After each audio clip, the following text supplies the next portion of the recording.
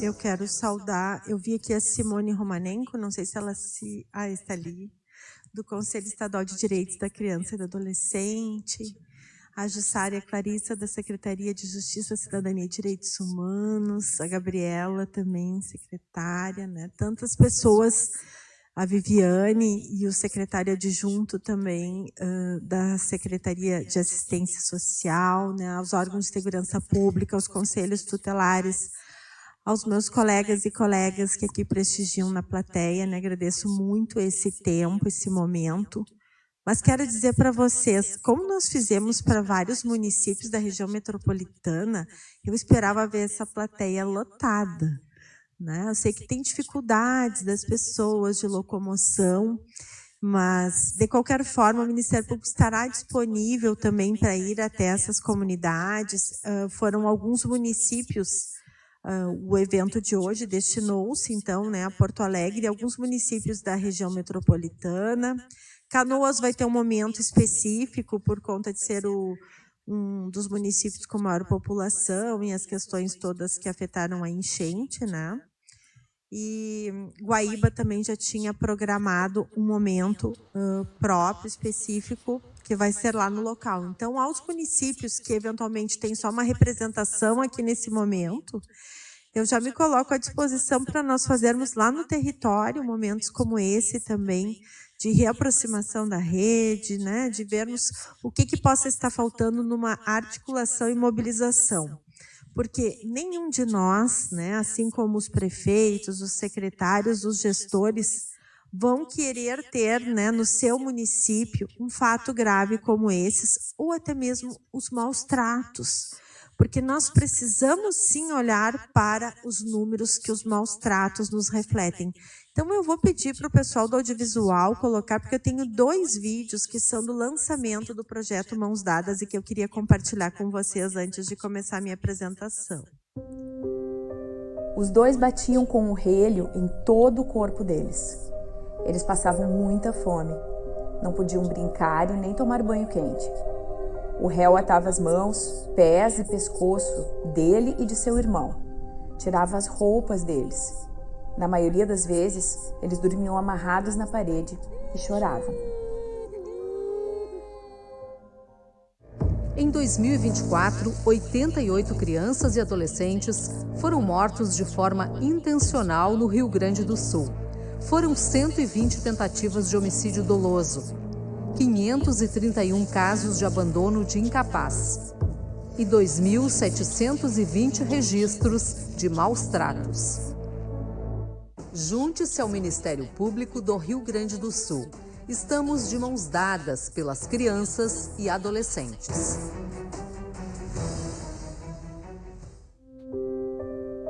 A primeira vez eu tinha uns 7 ou 8 anos, eu não lembro direito. Ele se trancava em casa comigo, entrava no banheiro durante o meu banho e ficava me tocando. Um dia ele me levou no quarto com ele. Mandou eu deitar e abrir as pernas. Dizia que se eu contasse, ele ia ser preso. E assim que ele fosse solto, ele ia pegar e dar uma surra em mim e na minha mãe e ia levar meu irmãozinho mais novo. Em 2024, 88 crianças e adolescentes foram mortos de forma intencional no Rio Grande do Sul. Foram 120 tentativas de homicídio doloso, 531 casos de abandono de incapaz e 2.720 registros de maus tratos. Junte-se ao Ministério Público do Rio Grande do Sul. Estamos de mãos dadas pelas crianças e adolescentes. Obrigada, então, pela atenção de vocês, né? E dizer que esses números, nós temos subnotificação. Eles são da segurança pública, eles ainda são superiores aos dados da saúde, que também há uma previsão legal de notificação obrigatória. Então, os dados correspondem a uma parte das violências que acontecem no nosso estado, mas isso acontece em muito maior número do que nós estamos trazendo aqui, o que já é muito chocante nós pensarmos. A questão dos maus tratos normalmente acontece de uma forma permanente e que perdura por muito tempo. E que em vários desses casos, eles apresentam em comum que começaram com maus tratos e que culminaram no homicídio, na morte dessas nossas crianças e adolescentes. E aqui nós trazemos notícias que têm em comum isso, né? E que vários dos nossos casos nos permitem dizer que a rede de proteção precisa estar muito atenta a quando chega uma notícia.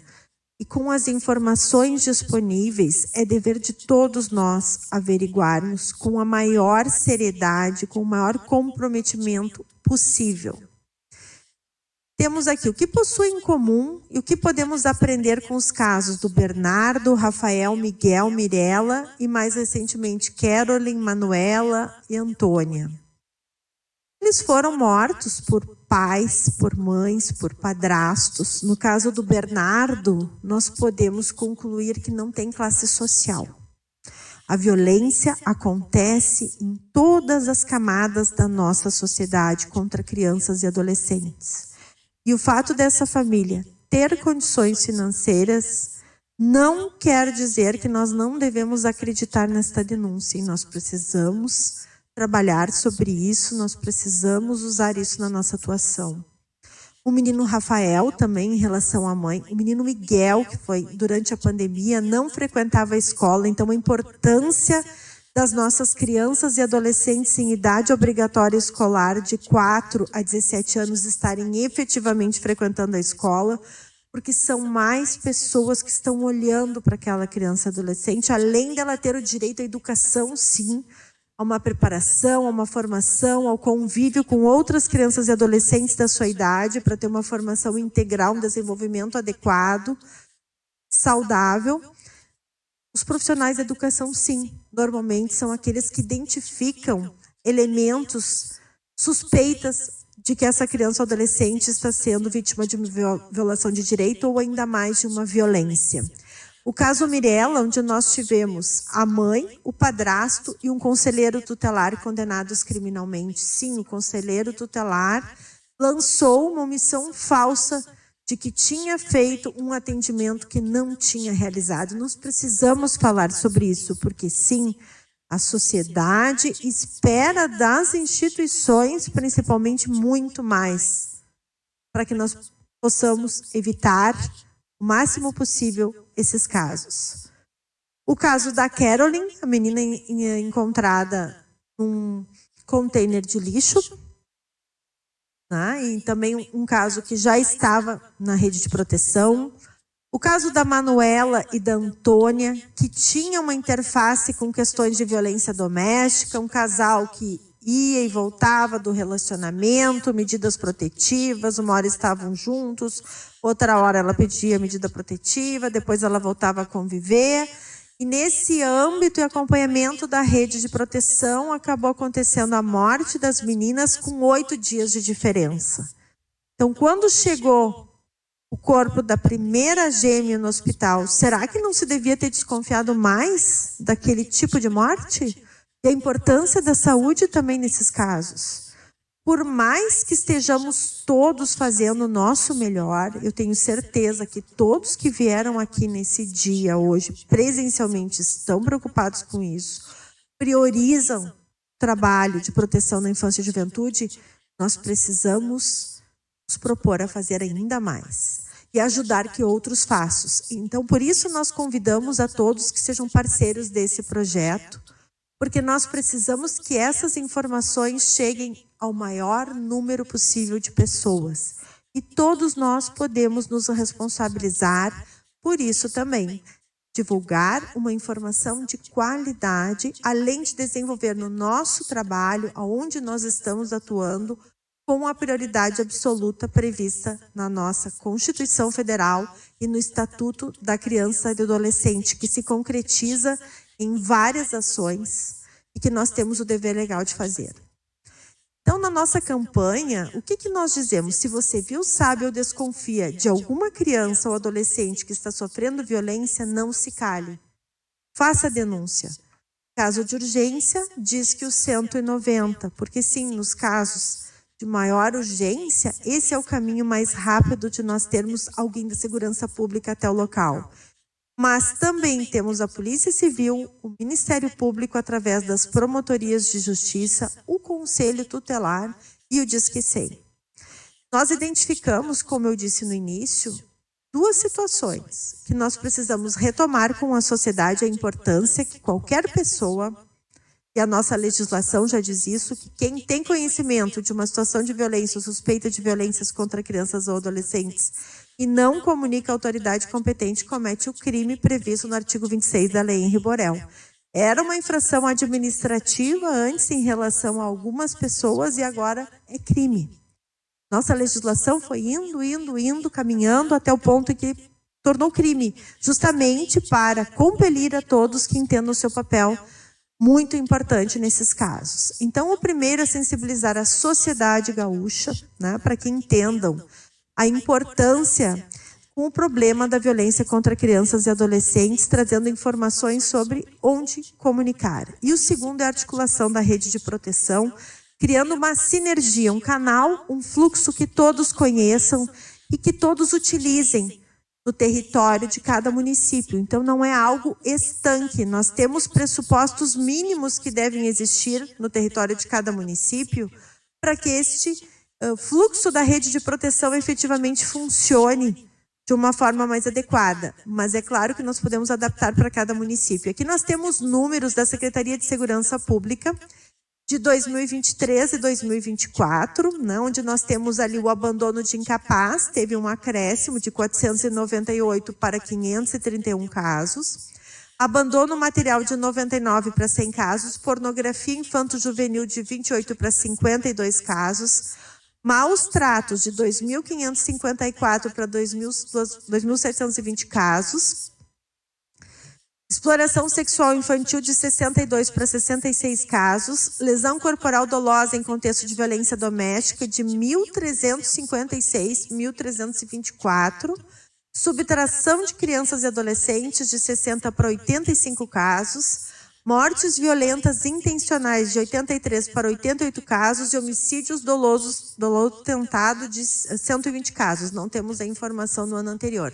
Entre dolosos, então, consumados e tentados, nós temos mais de 200 fatos noticiados para a Polícia Civil. Então, é um número muito expressivo e nós precisamos olhar para isso. Aqui a reportagem mencionada pelo Procurador-Geral Interino, Dr. Sérgio Brito, que fala que a maior parte das crianças assassinadas no Rio Grande do Sul na última década foi morta dentro de casa e pelos próprios pais. Então, a repórter Letícia Mendes, que fez um excelente trabalho, não conhecia o projeto Mãos Dadas. No último dia que ela foi finalizar a reportagem, ela procurou o Ministério Público e aí tivemos essa coincidência. No momento, então, em que ela trouxe para nós dados a partir da análise de notícias que eles fizeram, veicularam na empresa de comunicação, na RBS, na Zero Hora, a respeito desses crimes contra crianças e adolescentes. Então, 41% dos autores dos crimes nessa década que ela olhou são mães. 18 são pais, pai e mãe 11 casos, padrasto 15 casos, madrasta 4, outros familiares 9 e outros 61. Locais de crime, 111 casos em casa. Eu trago isso, eu achei bem importante trazer para o nosso diálogo, porque a casa não é mais um lugar seguro, ou há muito tempo a casa não é um lugar seguro. E nós precisamos ter essa premissa, e quando chega um fato de suspeita também, a importância da visita domiciliar, que eu vou mencionar em vários momentos da minha fala aqui. Porque há vários profissionais que precisam sim fazer visita domiciliar em situações em que há alguns indicativos de que a violência está sendo praticada de forma intrafamiliar. Arma de fogo 48, agressões 31, asfixia 22, facadas 14, sem causa 10, outros 28. Então, são mortes violentas mesmo. E eu quero dizer aqui para vocês que os colegas nossos aqui, eu vejo colegas muito comprometidas aqui na plateia, da atuação em infância e juventude. Os nossos colegas promotores do júri estão procurando os promotores da infância e juventude para dizer o que nós vamos fazer, porque nós estamos nos deparando com muitos casos, com muita crueldade, tendo vítimas, crianças de muito pouca idade. Quando nós falamos crianças, tudo que nós falamos para crianças serve para adolescentes também. Mas nós precisamos pensar que quanto menores essas crianças, menor capacidade de pedir ajuda, de pedir socorro eles têm. Nós estamos falando de bebês. Nos primeiros meses desse ano, nós tivemos em Porto Alegre, júri, vítima com 5 meses. Ontem, uma criança de 1 ano e 7 meses, morta pelo padrasto. As imagens são fortes até para os colegas que estão acostumados a trabalhar com crimes contra a vida, onde todas as imagens são fortes. Nesses processos não tem uma imagem fácil de olhar. Mas, quando nós falamos de crianças menos de 12 anos, quando nós falamos de crianças de 1, 2, 3, 4, 5 anos de idade, que condição essa criança teve de fazer qualquer coisa, até que ela perdeu os sentidos, o que passa na cabeça dessa criança, vindo de quem deveria cuidar, amar e dar afeto. Isso é muito sério, nos desafia muito. Mortes de crianças entre 2015 e 2024, então, que foi o período que ela analisou. Então, a violência intrafamiliar, ela vem em amarelo. Ali em 2022, ela teve um acréscimo bem importante, foi quando retornaram as atividades, o convívio social no pós-pandemia, mas ela ainda continua alta, embora ela tenha reduzido um pouco. E abaixo são os outros tipos de violência, as facções, as organizações criminosas, que lá em 2015, nos primeiros anos desse recorte que ela fez, elas eram o principal motivo desses homicídios, eram praticados pelas organizações criminosas, bala perdida, e assim atingiam as nossas crianças e adolescentes. Agora não. Agora, de um tempo para cá, são crianças e adolescentes e os fatos praticados pela própria família. Ali nós temos a idade das vítimas. De 2 a 12 anos, 103 casos dos 153. De 1 a 2 anos, 15 crianças. E de 0 a 1 ano, 35 crianças. Esse é um número muito expressivo. É o que eu dizia para vocês agora, retratado num gráfico. A quantidade de crianças pequenas atingidas por esses crimes bárbaros.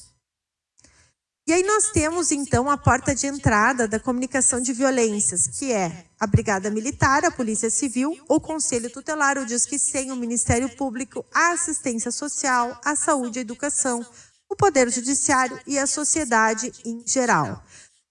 Quando nós tratarmos com a sociedade, com as comunidades, com o território dos municípios, nós sempre vamos levar, então, onde é que é a Polícia Civil naquele município, onde é a promotoria de justiça, né? Quais são os canais de comunicação, para denúncias online também, e todas as denúncias devem ser apuradas, a não ser alguma que não tenha a menor informação sobre onde começar a apurar ela.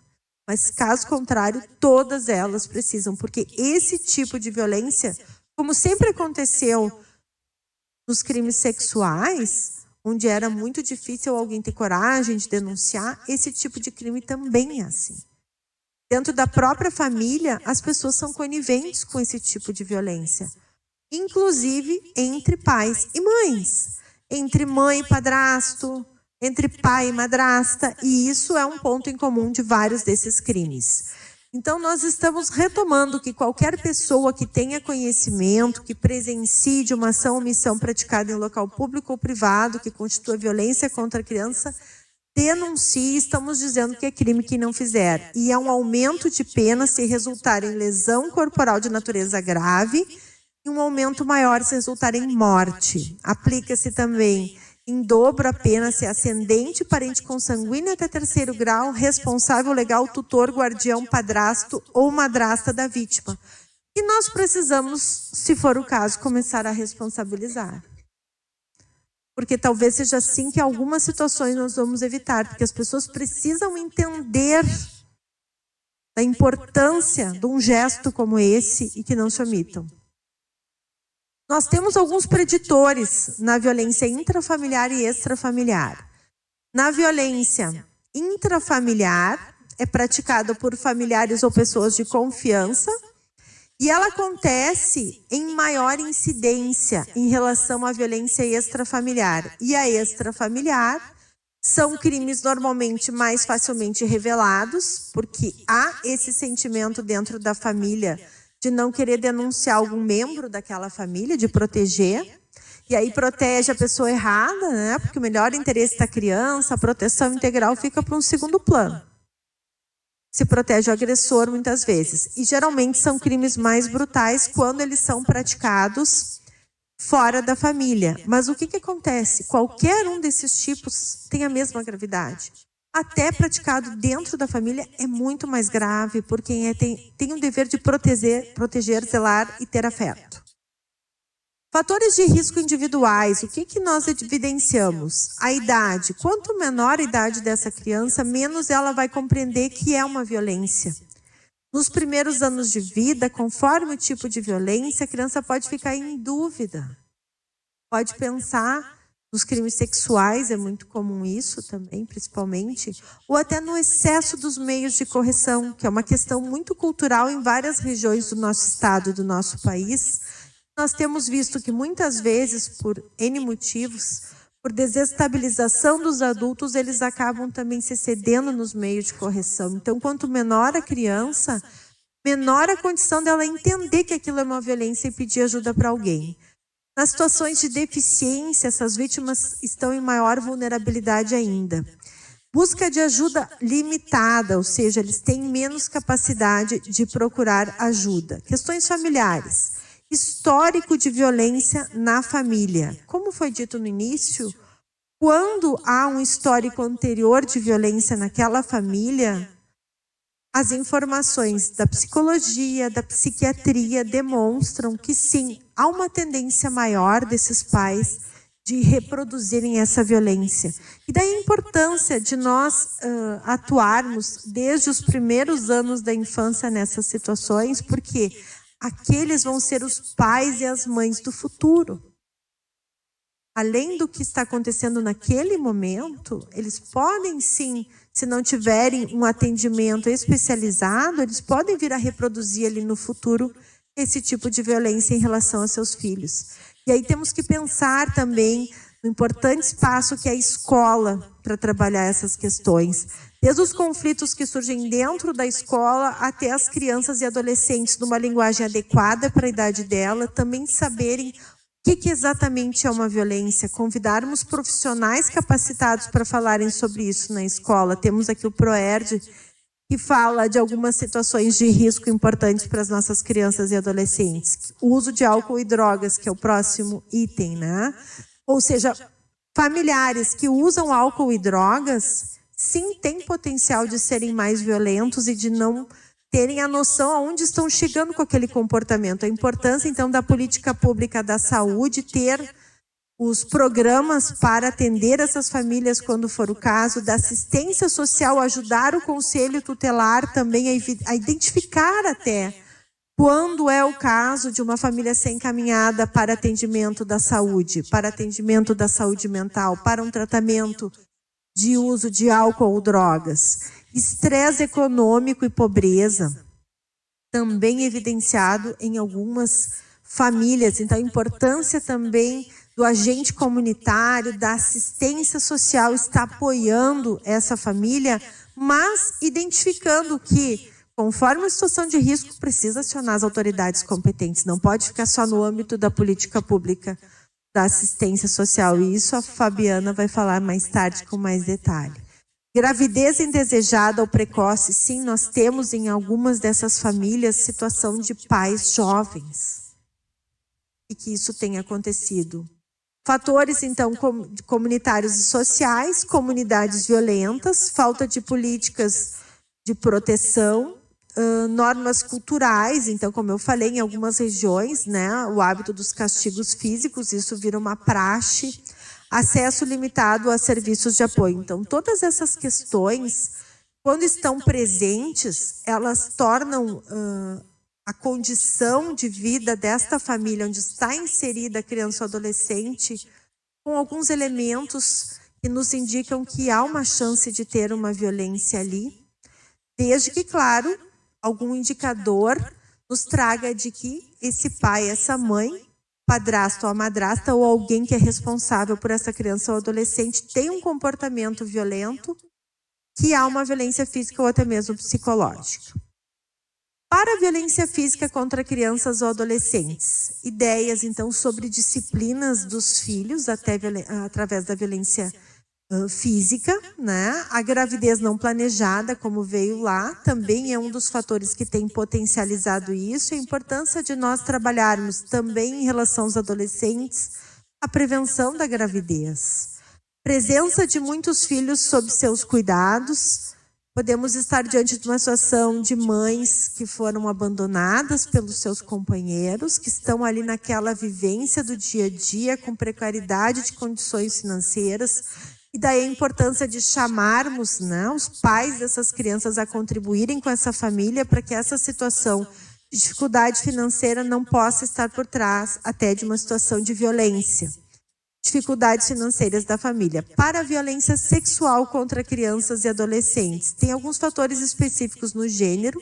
As meninas são mais frequentes vítimas de violência sexual. Elas costumam pedir mais ajuda do que os meninos, porque os meninos acabam ficando mais constrangidos com medo de preconceito se forem pedir ajuda. Então, nós precisamos estar atentos a isso.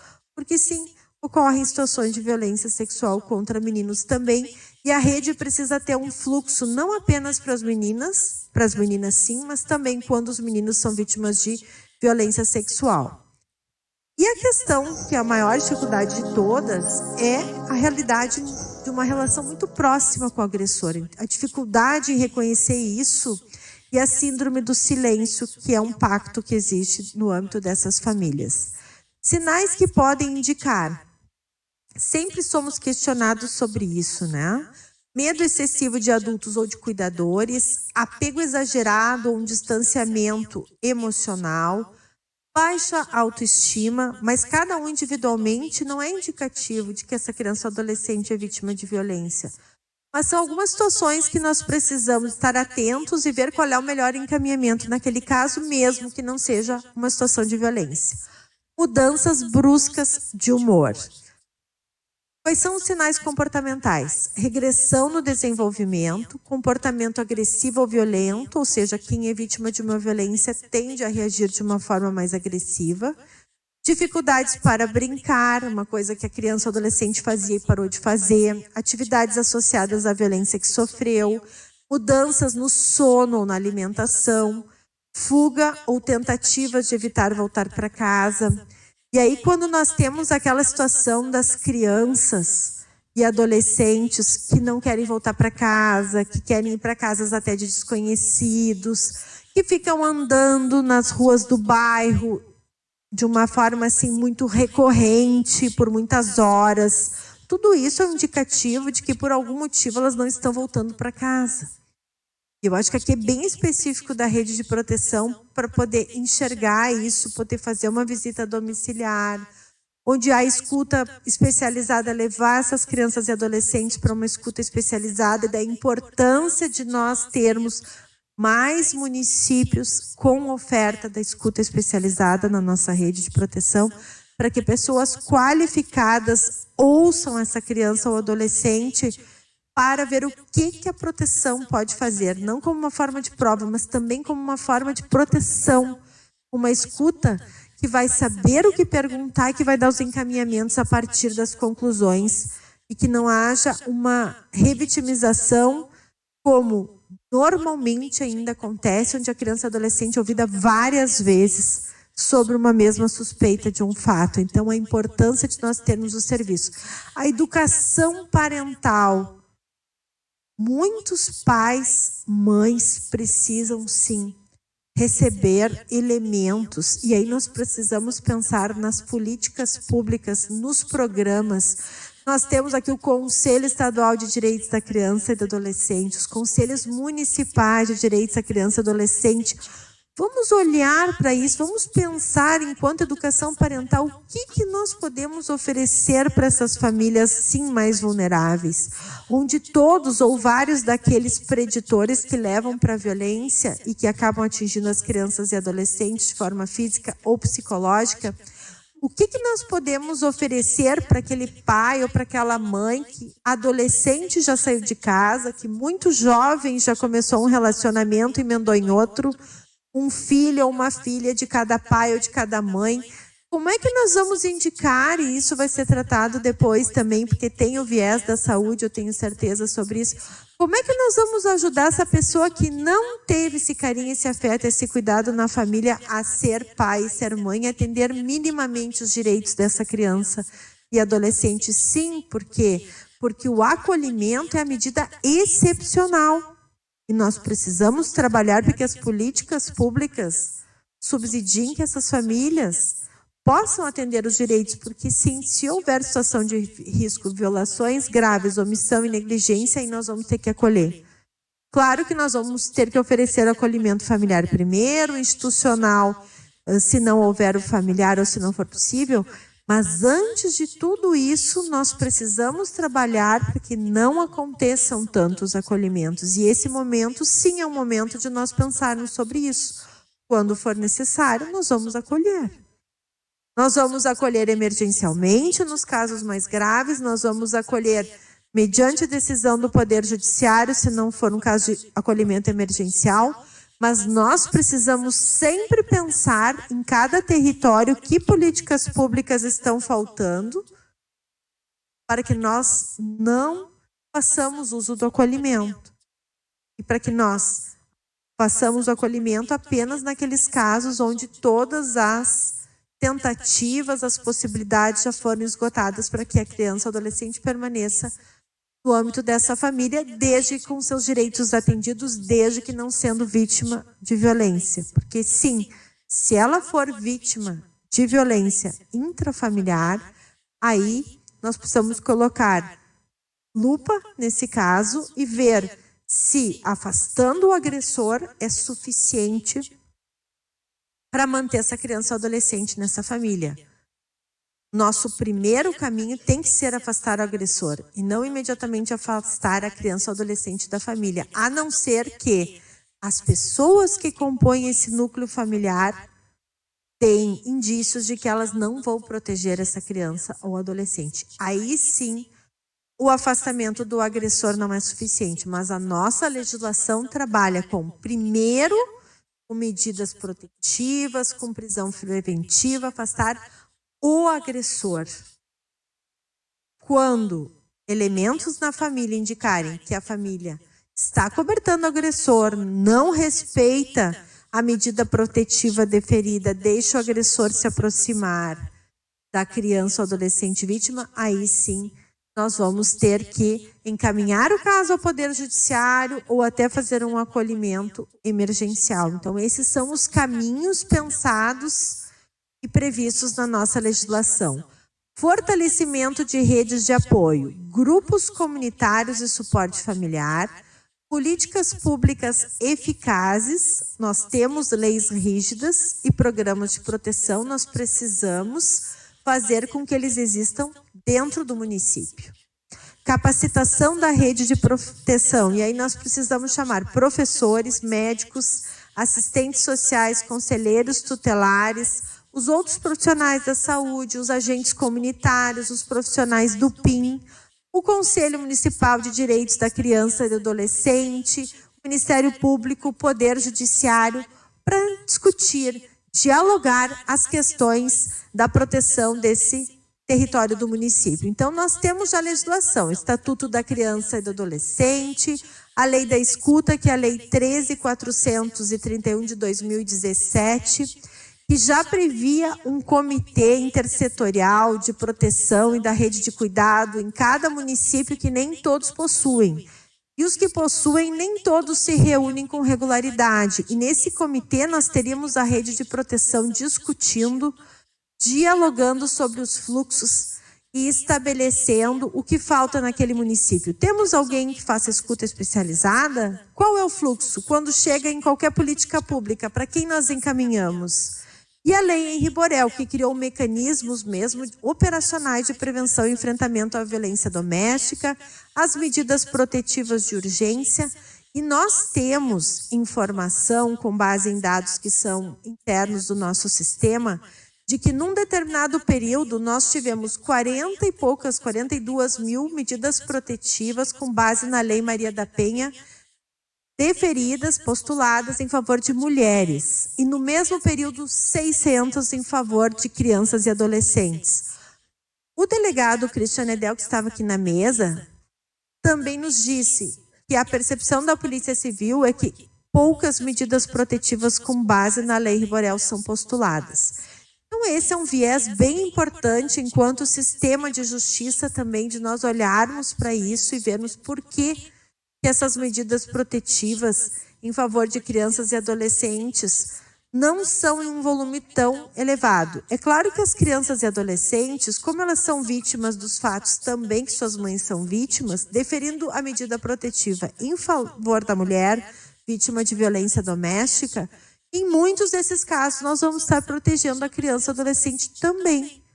Mas nós precisamos pensar nesses casos de violência, de maus tratos, em relação a crianças e adolescentes, se essas medidas protetivas estão sendo postuladas e deferidas e concretizadas. Aqui nós temos um resumo da atuação de cada instituição. O Conselho Tutelar, que recebe, sim, os encaminhamentos, situações de violência ou suspeita de violência. E sim, o que o Ministério Público e a sociedade espera do Conselho Tutelar? Que ele verifique, não é investigar o caso, porque quem investiga o caso é a Polícia Civil. Eu concordo com quem diz que não é o Conselho Tutelar que investiga o caso, mas ele precisa apurar aquela situação minimamente para entender quais medidas de proteção ele precisa aplicar naquele caso, inclusive para entender se realmente é o caso do acolhimento, qual o acolhimento, se tem família extensa antes de chegar no acolhimento. Essa fase precisa ser esgotada. Então, são questões todas que o Conselho Tutelar precisa tomar as providências, mas sempre que o Conselho Tutelar precisar, ele também tem que contar com a rede de apoio, ou seja, com assistência social, com o serviço social, subsidiando as informações se o serviço social já atende aquela família. Mas ele precisa também falar minimamente com essa criança ou adolescente para saber quem é o agressor, porque como é que ele vai identificar a medida protetiva se ele não souber o nome do agressor? Isso, então, não é julgar a criança, não é perguntar sobre o fato detalhadamente, é a mínima informação para protegê-la naquele momento, mas precisa enxergar a criança ou adolescente. E para isso precisa fazer visita domiciliar, como eu falei no início. E eu tenho dito muito quando eu vou com mãos dadas nos territórios, porque é isso que o Ministério Público pensa, é isso que a sociedade espera de nós. Precisa fazer a visita domiciliar e não dá para perguntar por WhatsApp se a criança ou adolescente está bem. Porque quem está respondendo do outro lado pode ser o agressor. Então não dá para confiar no WhatsApp para esse tipo de averiguação. Não é para o mérito do trabalho do Conselho Tutelar. É no máximo para o Conselho Tutelar dizer, olha, estive no endereço tal e não tinha ninguém. Vocês ainda moram nesse endereço? Eu estive no horário tal. Que horário a família está? Para estas comunicações, para vocês cumprirem o trabalho de vocês. De irem lá e olhar com os próprios olhos o que está acontecendo no âmbito daquela família. Conversar com as pessoas, entender se aquele é um ambiente melhor e seguro para essa criança ou adolescente ficar. E se não for, já perguntar para essa família e para os vizinhos se tem família extensa. Isso é uma providência que o Conselho Tutelar tem que fazer. A Polícia Civil, então, que realiza a investigação, que representa pelas medidas protetivas da Lei Henri Borel, pela prisão do agressor, que deve tomar ali, então, as medidas previstas na lei e encaminhar várias situações ao Ministério Público ou ao Poder Judiciário, postulando medidas mais enérgicas, digamos, em várias situações. Então, a investigação quem faz é a Polícia Civil. A Brigada Militar, que normalmente atua em situações de possíveis flagrantes de violência, né, quando necessário, deve acionar o conselho tutelar ali no atendimento. Isso, imagino que as corporações já fazem esse tipo de encaminhamento, nós presenciamos sobre isso. E o Ministério Público, né, que deve receber, então, essas comunicações de casos de violências contra crianças ou adolescentes, que requisita a força policial quando necessário, que representa pelas medidas protetivas da Lei Henri Borel, solicita ao juiz também a aplicação, afastamento do agressor, suspensão das visitas, porque sim, cada vez nesses casos que nós temos visto, onde há medidas protetivas em relação à mulher, nós precisamos olhar com mais cuidado ainda se não deve implicar necessariamente numa suspensão de visitas do pai em relação aos filhos. Isso é algo que tem vindo muito nos casos concretos que nós temos avaliado. Nós precisamos olhar com cuidado para isso. A pensão alimentícia também, esse agressor, por lei, se ele é afastado da vítima, isso não exime de continuar contribuindo com o sustento dessa família. A Lei Henri Borel vem dizer que a decisão judicial pode dizer, sim, que ele tem que pagar pensão alimentícia, porque não pode a situação dele ser o provedor ser um empecilho para afastá-lo como agressor da violência, tanto contra a mulher quanto em relação a crianças e adolescentes. E isso nós precisamos sempre relembrar. Aqui o que diz, né, o nosso Estatuto da Criança e do Adolescente em relação ao Conselho Tutelar, a aplicação das medidas de proteção, e aqui eu volto a dizer, né, que é muito importante que se vá até o local, se verifique, se converse com essa vítima para entender qual o melhor encaminhamento. Encaminhar à autoridade judiciária as situações que são de competência do juiz, encaminhar ao Ministério Público quando o fato constitui infração administrativa ou crime contra criança ou adolescente, requisitar os serviços de saúde, educação, serviço social, previdência, trabalho e segurança, iniciar procedimentos de apuração da infração administrativa. Mas eu quero dizer mais. No âmbito coletivo, o Conselho Tutelar também pode convocar a rede para uma reunião. Convocar a educação, a saúde, o serviço social. Vamos nos reunir, vamos combinar com que frequência nós vamos nos reunir para olharmos em conjunto para alguns casos. Nós temos o nosso colegiado enquanto Conselho Tutelar, mas nós precisamos olhar em conjunto para vocês para tomarmos decisões. Porque sim, em alguns momentos, nós, instituições, precisamos tomar decisões. E quanto mais próximos nós estivermos desta rede de proteção, melhor vão ser as decisões naquele momento. Muito se critica também os conselhos tutelares, mas até quanto as redes de proteção estão próximas deles? Será que todas estão muito próximas dos conselhos tutelares? O que a nossa legislação diz? Eles são pessoas eleitas pelo povo, com alguma experiência na área da infância e juventude, mas não com uma experiência técnica como as políticas públicas têm.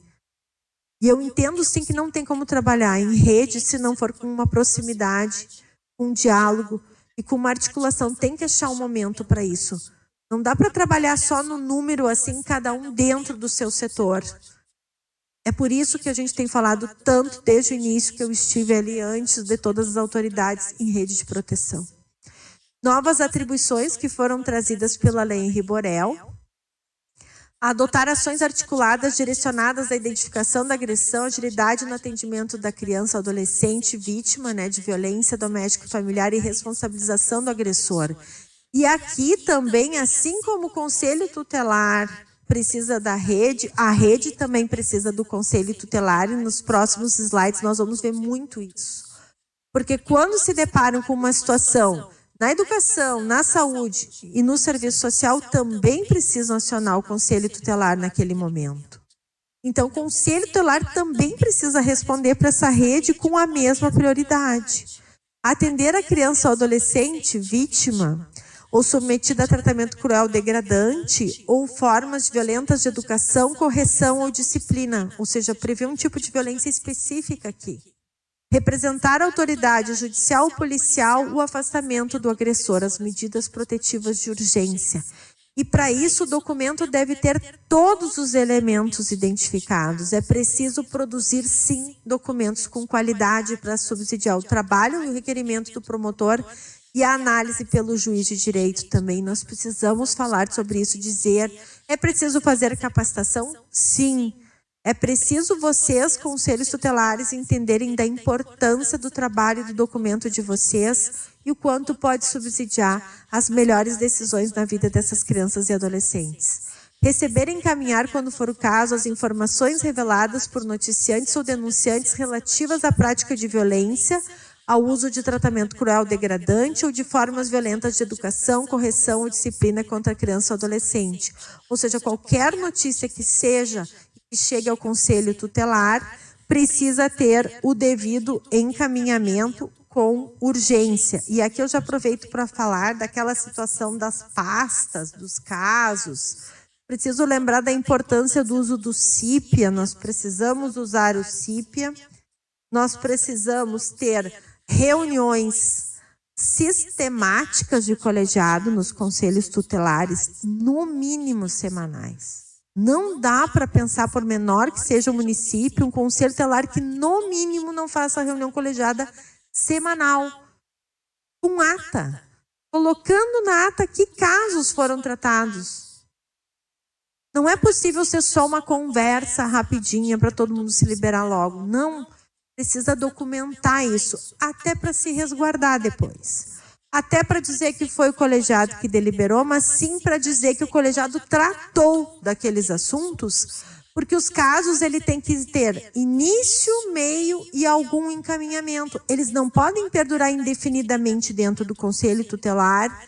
E o meu propósito é falar muito claro, por isso que eu disse, o que o Ministério Público e que a sociedade espera do Conselho Tutelar? Espera que tenha encaminhamentos. E que esses encaminhamentos não demorem, assim, um prazo prolongado, conforme a urgência do caso. Eles precisam ter um encaminhamento também para outras autoridades, quando o Conselho Tutelar não consegue, no seu âmbito, utilizando todas as prerrogativas da lei, aplicando as suas medidas de proteção, não consegue resolver aquela situação. Então, o que diz o fluxo? O Conselho Tutelar recebe e analisa a notícia de violência contra criança e adolescente e, se o caso demandar urgência, ele tem que realizar as ações emergenciais. Conforme o caso, nós colocamos uma delas, é a visita domiciliar, conforme a situação. Se for chamado um serviço, por exemplo, vai primeiro, imediatamente, assim que possível, atender ali onde está essa criança ou adolescente, que pode ser numa escola, por exemplo. O Conselho Tutelar tem que chegar lá e ver se essa criança ou adolescente vai poder ser entregue de volta para a família dela de origem ou se há um elemento para dizer que a própria família de origem é autora dessa agressão e dessa violência. Então é preciso ir até a escola, atender esse chamado e identificar qual é a situação concreta.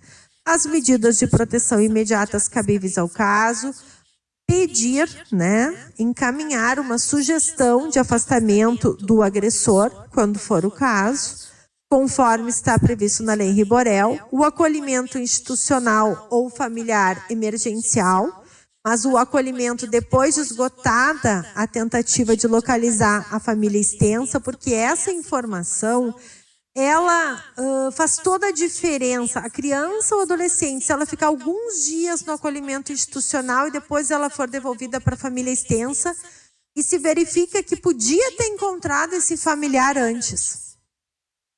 Aí ela vai ser institucionalizada, por exemplo, onde não tem família acolhedora, até que se apure que tem uma família extensa. Nós precisamos, sempre que possível, fazer esta avaliação antes de acolher essa criança ou adolescente, porque aí o juiz vai ter todos os elementos para tomar a maior decisão, também a melhor decisão, se é manter ou não esse acolhimento, se é acolher ou não a criança neste momento. Havendo crime e não foi acionada ainda a Brigada Militar ou a Polícia Civil, sim, precisa acionar. Ah, mas não é papel do Conselho Tutelar registrar a ocorrência policial. Depende. Depende. Quem tem o dever de proteger crianças e adolescentes são pais ou responsáveis. É a família. Mas no caso em que essa família se omitir, o Conselho Tutelar tem que registrar a ocorrência e comunicar à autoridade policial que aquele fato está acontecendo com aquela criança ou adolescente. Nós temos que ter muito cuidado com isso. Não é a minha atribuição. Nós precisamos avaliar de que forma nós podemos ajudar e contribuir, sim. Mas, no caso de omissão de crianças e adolescentes, o Conselho Tutelar faz a ocorrência policial, sim, porque ele tem o dever de comunicar esse fato. Assim como o Ministério Público, quando recebe uma notícia de um crime, o que o promotor de justiça vai fazer? Não é ele que investiga, ele vai requisitar a autoridade policial que investigue aquele fato. O Conselho Tutelar é a mesma coisa, ele vai comunicar o fato para a autoridade competente investigar o fato. E são questões que nós temos visto muita discussão por aí. A política pública da educação. Então, como nós falamos, é um espaço onde as crianças e adolescentes criam vínculo com os profissionais. Nosso Estatuto da Criança e do Adolescente diz que os dirigentes de estabelecimento de ensino devem comunicar ao Conselho Tutelar os casos de maus tratos.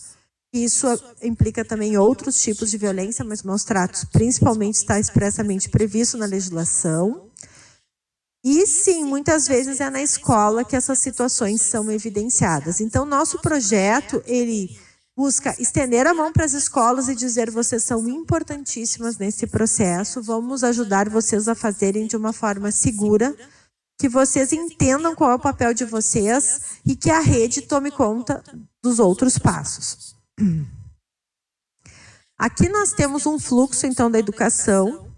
Os profissionais da educação identificam uma situação de violência, pode ser pela mudança significativa de comportamento da criança ou adolescente, e aí o professor tem que relatar a gestão da escola. A importância que cada escola tenha identificado na sua equipe quem vai ser a pessoa de referência para essas situações. Tem que ter alguém, uma ou duas pessoas na direção ali, que vai ser a pessoa de referência, porque esse assunto ele tem que ser conversado de uma forma com muito cuidado e sigilo dentro da escola. Não é para falar no cafezinho, na reunião de professores. Isso é para todos os setores, né? Mas assim, o que a gente precisa? A gente precisa voltar, relembrar isso, né? Então precisa ter um fluxo interno, uma pessoa ou duas responsáveis por receber essa notícia se o professor tem uma revelação espontânea da criança ou adolescente, um pedido de ajuda. Esse professor ou professora tem que saber que ele tem que só ouvir, no máximo perguntar quem é o agressor e só, sem julgamentos, sem comentários, sem pedir detalhes, e pegar essa informação, acionar a pessoa de referência daquela escola. Tem que ser alguém já pré-definida, então a gente precisa falar isso com educação, porque eles precisam ter essas pessoas já pré-definidas, para que o professor saiba para quem que ele vai se reportar e não deve falar para os demais. E a criança ou adolescente, como já diz até a nossa legislação, ela tem que ser acolhida, orientada de que vai ter um encaminhamento, de que, né, vai ter um desdobramento, que ela vai ser protegida e ela realmente depois vai ter que ser, porque a gente não pode prometer e não fazer, né?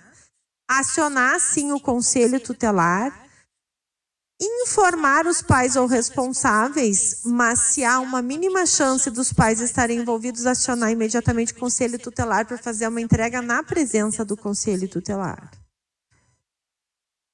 Mas é claro que não é o professor da escola que vai fazer a ocorrência policial de uma suspeita de violência contra crianças ou adolescentes. Ele vai acionar o Conselho Tutelar, e o Conselho Tutelar vai identificar se um familiar vai fazer essa notícia conforme o caso, se ele não estiver envolvido, não estiver conivente com o agressor, e se ele não fizer, o Conselho Tutelar que vai registrar essa violência. Não vai ser o professor da escola que vai fazer esta parte. E a gente precisa esclarecer isso, porque eles precisam entender o papel deles e fazer o papel deles mesmo, né? E eles também devem informar a autoridade policial, nesse caso, não como uma comunicação de ocorrência, mas através de um ofício de que houve uma situação dentro da escola, ou pode ser através desse documento que nós criamos a partir de um modelo que foi também construído no Cevesca, né, Rosângela? e que nós adaptamos para a situação dos abrigos provisórios da enchente e que, a partir dali, eu identifiquei que é uma sugestão. Ele é uma folha, embaixo, a metade da folha é em branco, porque revelação espontânea é justamente isso, não é perguntar, é deixar a criança espontaneamente dizer aquilo que naquele momento ela está querendo dizer. E isso pode ser para qualquer serviço, mas as escolas, como isso é algo que não está assim tão bem definido dentro das escolas, ter algum documento às vezes pode facilitar para que eles coloquem nesse documento as informações. E elas precisam ficar guardadas numa pasta separada. É melhor numa pasta separada do que no caderno de atas? Ou em lugar nenhum também. O lugar nenhum não é bom, porque houve uma revelação. E a gente precisa deixá-la documentada num local especial e sigiloso, onde só essas pessoas que são responsáveis por esses casos vão saber e ter acesso. Para se alguém um dia perguntar qual foi a revelação espontânea. Né? Mas não na ata. No livro ata, que é um livro público. Né? Então nós precisamos pensar sobre esses cuidados, sim. Na política da saúde, que depois a Rosângela vai desenvolver mais, né, nós precisamos retomar, porque os números notificados pela saúde são inferiores aos números da segurança pública, que já são subnotificados. E aqui eu quero dizer para vocês que o doutor Vinícius Melo de Lima, que é promotor do júri aqui de Porto Alegre, fez um júri ontem da criança de 1 ano e 7 meses, morta pelo padrasto. E eu preciso dizer para vocês, porque cada caso eu tenho dito para os colegas, vocês compartilhem comigo os casos, porque eu vou precisar levar esses exemplos no mãos dadas. O médico identificou que foi através de ingestão, uma grande quantidade de uma bebida tipo achocolatado. A criança chegou no serviço de saúde, ela tinha ficado muitas horas, a mãe trabalhando com o padrasto. E ela chegou no serviço de saúde e toda a investigação ali começou a ser feita a partir dessa situação. Ela veio a óbito. Né? E ele disse, a informação de qualidade do profissional que veio até depor o pediatra foi decisiva para nós identificarmos. Porque esse agressor já tinha tentado matar o filho mais velho dessa mãe. Foi condenado a 16 anos anteriormente. Ela continuou com ele. E aí ele matou a criança de 1 ano e 7 meses desta forma. Assim como eu falei já do caso das gêmeas. Uma chegou no hospital numa semana, 8 dias depois a outra com as mesmas características. Então, os profissionais de saúde, eles precisam entender, nós precisamos falar nas faculdades, nas graduações, né? Nós precisamos falar para quem já está na ativa da importância desse olhar cuidadoso deles. Os agentes comunitários, nós precisamos identificar nas políticas públicas como eles podem relatar esse fato sem haver uma exposição, porque nós entendemos que eles entram nas casas, os agentes do PIM, mas nós precisamos achar uma forma sobre isso. Porque ali, nessas paredes que acontecem os fatos. Eu estive em Tramandaí esses dias para levar mãos dadas para a rede de lá, de todos os municípios da comarca, no salão do júri do Miguel e do Anthony. E eu disse para eles, foi nesse espaço aqui. Nós não podemos, nós precisamos tentar que não aconteçam mais júris de crianças e adolescentes.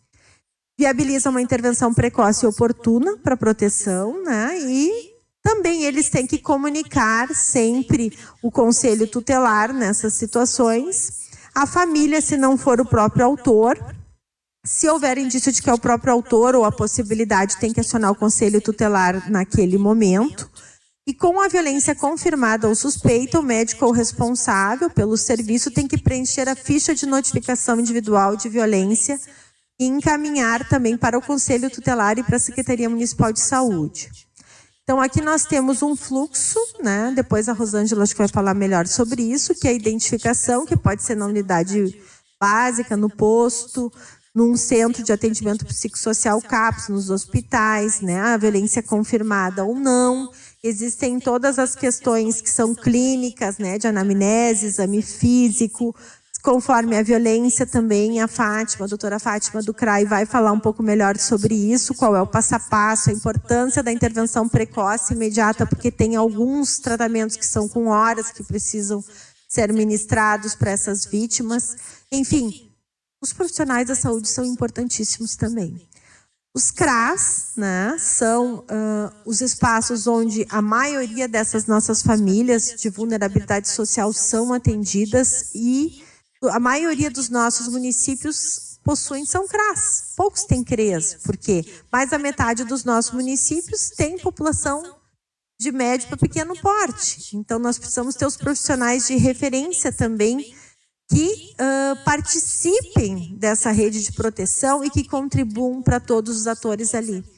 Porque de todos que nós falamos agora, quem sai mais capacitado da graduação é o profissional do serviço social. Para entender, e eu já falava isso com a Fábio de manhã, para entender o que é trabalho em rede. Quem consegue intuitivamente, quando sai da graduação, entender melhor o que é um trabalho em rede, é o profissional da assistência social, do serviço social. Nós, juízes e promotores, somos formados em direito. Quando nós vamos para a infância e juventude, aí sim nós somos desafiados a entender na prática o que isso acontece, fazer parte dessa rede e fomentar para que ela funcione. E a saúde também, alguns mais, outros menos, mas o serviço social é o que realmente já sai dali com essa missão social, né, que é o que nós viemos fortalecer aqui, a importância de estarmos todos juntos com eles para entendermos como é que nós vamos ver como estão os cuidadores dessas nossas crianças e adolescentes antes que a violência aconteça. Também, quando constatam uma situação de violência, né, eles precisam comunicar ao conselho tutelar e precisam ver ali no serviço, né, se vão fazer uma visita domiciliar, né, se vão falar com a criança, se a escuta especializada está no serviço social nesse município, pode estar na saúde, pode até estar na educação. Os CREAs, né, que já são com equipe maior, que já estão mais com um viés, né, de justamente fazer a proteção e um atendimento especializado à família, mais capacitados para atender as situações de violência pela equipe que eles possuem, né, que possam fazer estudos de caso, avaliar essas ações e serviços, promover uma formação continuada das suas equipes e por que não chamar os demais também, as outras políticas, para esses momentos de formação dos CRAs e CREAs. Vamos chamar, sim, o Conselho Tutelar vai chamar para as reuniões, mas o CRAs e CREAs também pode chamar. Aqui é o fluxo, né, proposto aqui para uma situação de violência no CREAS, acolher a família, inclusive por meio da escuta especializada, como eu já referi, orientações às famílias, mas visualizando uma situação mais duradoura, também vai ter que questionar o conselho tutelar e vai ter que ajudar. Olha, o nosso serviço acompanha essa família há tanto tempo, o limite deles fazerem é esse, e aí, se for o caso, nós vamos ter que pensar em medidas protetivas mais sérias, no sentido de até um acolhimento em último caso. Mas, tendo o suporte dos profissionais do serviço social, nós vamos conseguir tomar essa decisão com mais certeza, com mais elementos, e não pensando em que nós vamos acolher, na dúvida nós vamos acolher e depois nós vamos ver se era o caso.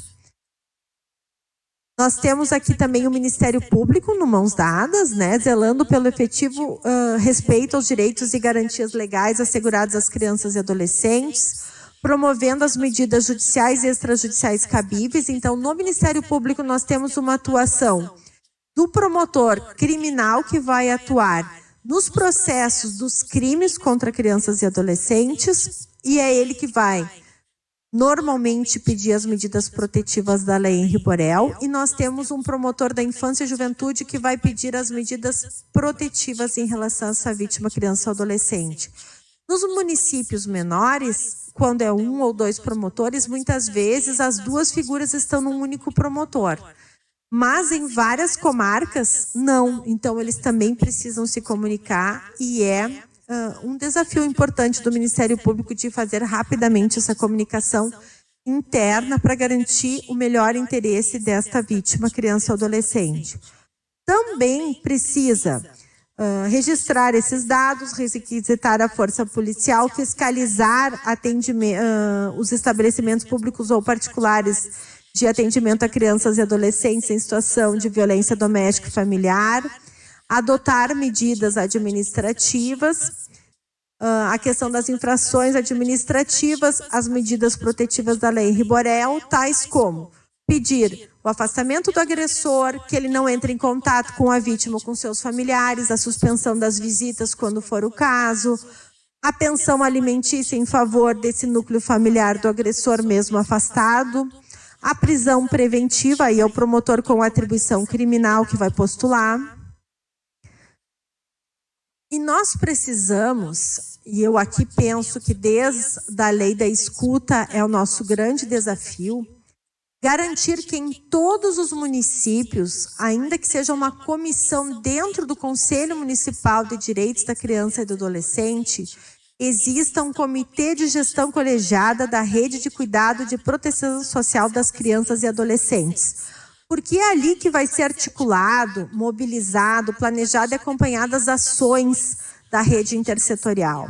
É ali que vão ser definidos os fluxos que devem ser do conhecimento de todos. E a maioria dos municípios não tem esse comitê.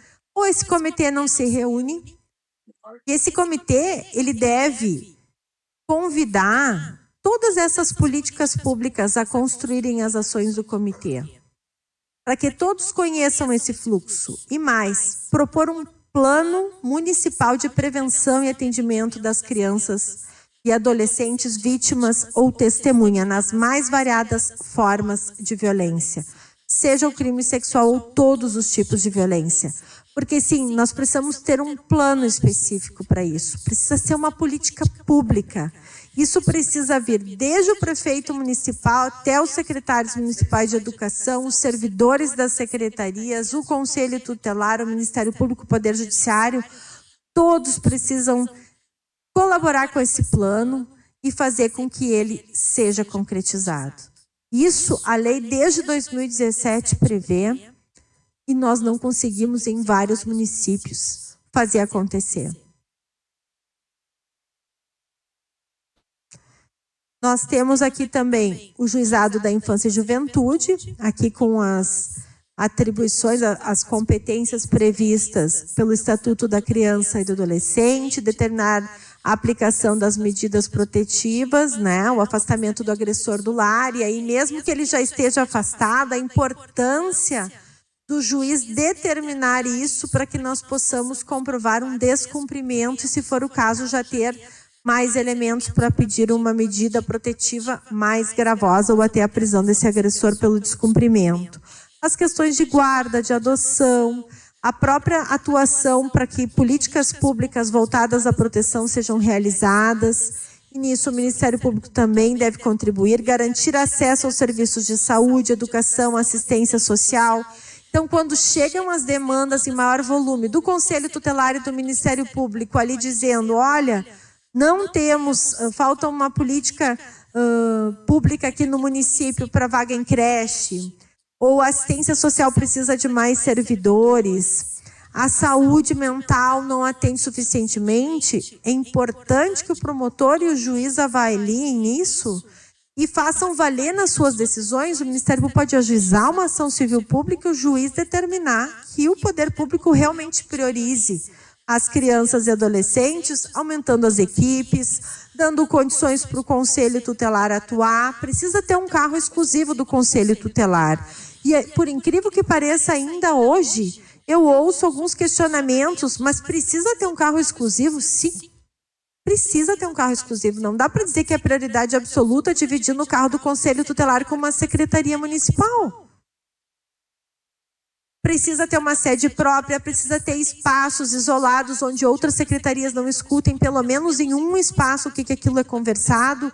Precisa ter uma rede de internet, precisa ter um telefone que funcione, né? Isso é o mínimo e nós precisamos atuar para que isso aconteça. E o Conselho Municipal de Direitos da Criança e Adolescente, que deve ter no mínimo essa comissão com foco na rede de cuidado e proteção. Simone, bem na hora que tu saíste eu falei, né, como a gente precisa atuar para que os conselhos municipais tenham essa comissão específica da rede de cuidado e proteção de crianças vítimas de violência. Né, para que chamem os demais também para ter um espaço de diálogo sobre isso, criar um fluxo no território do município e até um plano municipal que seja lei e que fique para os outros governos que vão assumir. Né? Então é muito importante esse desafio desde 2017 que nós não conseguimos evoluir tanto nos nossos 497 municípios. Acompanhar os programas, usar os recursos do fundo para que essas políticas públicas realmente sejam concretizadas.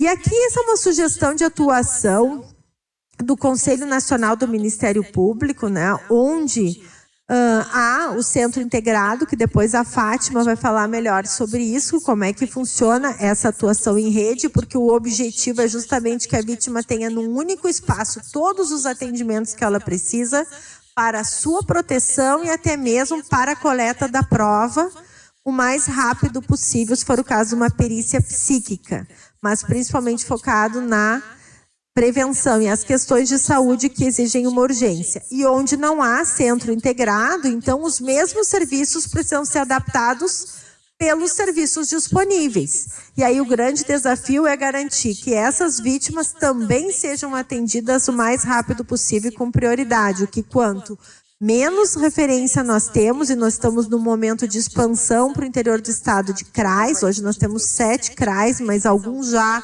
com um projeto para serem instalados novos, né? Depois acho que a Rosângela vai falar sobre isso. Aqui as medidas protetivas que eu já mencionei, né? As principais, e são várias delas, é com foco no afastar o agressor e não a criança da convivência familiar. Por exemplo, uma vaga em escola para uma criança vítima de violência. Se ela vai ter que mudar de território, ela é prioridade em conseguir uma vaga nesse sistema de educação, porque é uma questão de segurança para ela mudar de residência. Então, a gente precisa garantir que isso não prejudique o direito à educação. Medidas da lei Riborel, então, em relação ao agressor, suspensão de posse ou restrição de portes de arma, afastamento do lar, do domicílio ou do local de convivência com a vítima, proibição de se aproximar da vítima, familiares ou testemunhas e noticiantes, vedação de contato com a vítima, proibição de frequentar determinados lugares, restrição ou suspensão de visitas, prestação de alimentos, comparecimento a programas de recuperação e reeducação, e daí previamente tem que ter esse programa no município. Então isso é uma política pública que sim, tanto o Ministério Público quanto o Conselho Tutelar, ou conjuntamente com o Conselho Municipal de Direitos da Criança e Adolescente, precisam chamar o gestor, se não tiver, e dizer: nós estamos com muitas famílias com abuso do uso de álcool e drogas, e por isso nós estamos que muitas delas acolher, porque elas estão colocando em risco, deixando de cuidar, não levam na escola, deixam soltas na rua. Nós precisamos ter esses programas. Se for oferecido o programa e o genitor ou genitora não comparecer, bom, aí nós vamos olhar como uma omissão, uma negligência, e aí nós vamos dar outro entendimento. Mas nós precisamos ter uma oferta no município disso. Escuta especializada, então é uma entrevista, né, realizada pelos órgãos de proteção, e aqui nós precisamos ter em cada município pelo menos um serviço que ofereça essa escuta especializada, para que essa criança ou adolescente não seja ouvida várias vezes em várias políticas públicas. É um único documento. Eu já vi um documento desses escrito, existe no estado do Rio Grande do Sul, por incrível que pareça. Eu vi um laudo de escuta especializada e realmente faz toda a diferença para nós atuarmos na proteção. É realmente ter ali todos os elementos que a gente precisa para identificar quais serviços precisam atuar na proteção e na garantia de direitos dessa criança. O depoimento especial, que aí nós temos o Poder Judiciário, que oferta esses espaços, né, num espaço especializado, com profissionais capacitados, e aí é voltado para a coleta da prova, né? Então, nós precisamos olhar bastante para as possibilidades de utilizarmos a cautelar para ouvir o quanto antes essa vítima, porque tem a memória da vítima em geral, tem a memória ainda mais tratando de crianças e adolescentes, o tempo que elas guardam as informações, que elas não sofreram a interferência de alguém da família. Então, quanto antes nós fizermos esta coleta, e aqui já nos desafia, Dr. Johnson, o tempo dos processos criminais, dos crimes contra a violência contra crianças e adolescentes, né? Um grande desafio para o sistema de justiça, né? Que não tenhamos depoimentos especiais com 1 ano ou mais depois do fato ocorrido, porque nós sabemos, eu tenho certeza que o senhor também comunga dessa preocupação, né? Do quanto nós vamos estar novamente criando uma situação com dor e sofrimento para essa vítima, né? Então nós precisamos. E a revelação espontânea, que é o relato livre, espontâneo, para um adulto desta vítima, né? Ou de uma testemunha que presenciou uma violência, para ouvir sem julgamento, sem interferência, sem questionar, sem menosprezar o conteúdo.